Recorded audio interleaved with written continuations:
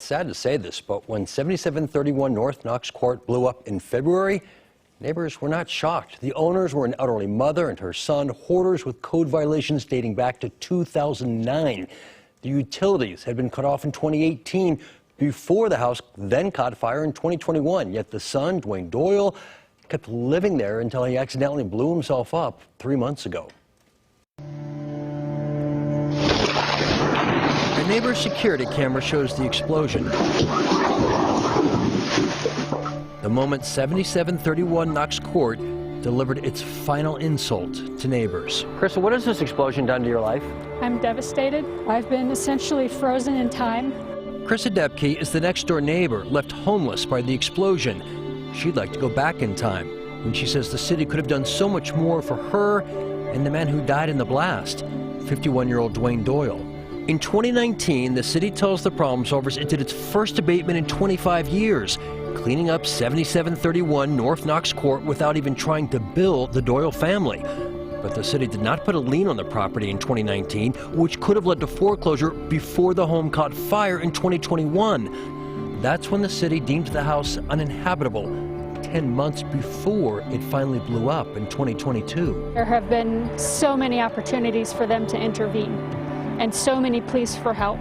They were all ignored. In June of 2021, 2 months after the house fire, a neighbor called 911. The neighbor that just had a recent fire, he lit another fire. But since the neighbor says he already put the fire out himself, the dispatcher says there's nothing for the city to do. And that's when the neighbor demands police come out. This guy really needs some attention. Like, the house is taped off and the guy is here and...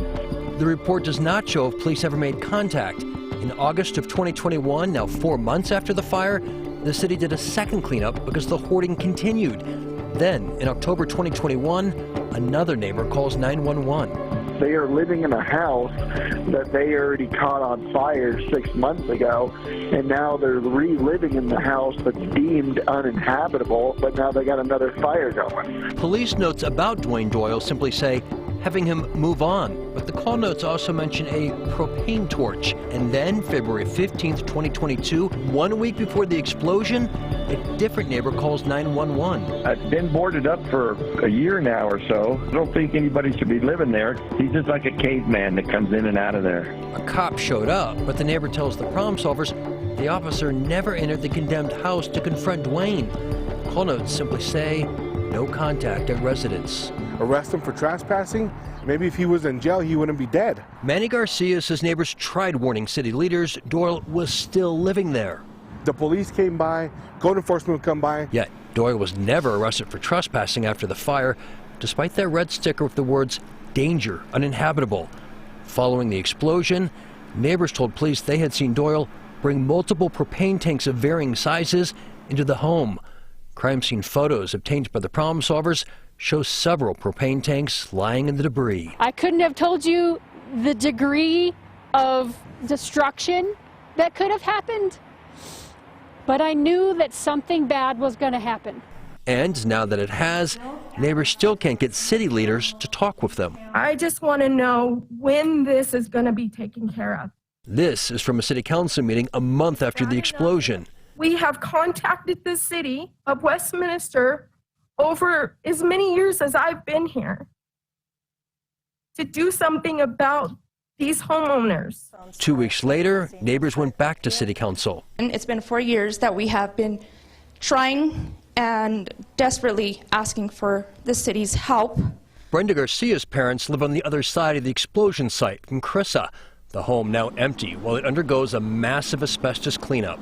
I am sitting on a $97,000 bill just for the outside asbestos without knowing the structural damage of our home. The mayor's response? City staff has been in touch with the owner, and I don't know all of the details. Neither the mayor or city manager would sit down with the problem solvers, but City Councilman Bruce Baker did. There is a tug of war between city code and city enforcement and individual property rights. But after 13 plus years of code enforcement violations, Baker says he's asked city staff to investigate if they could have done something differently.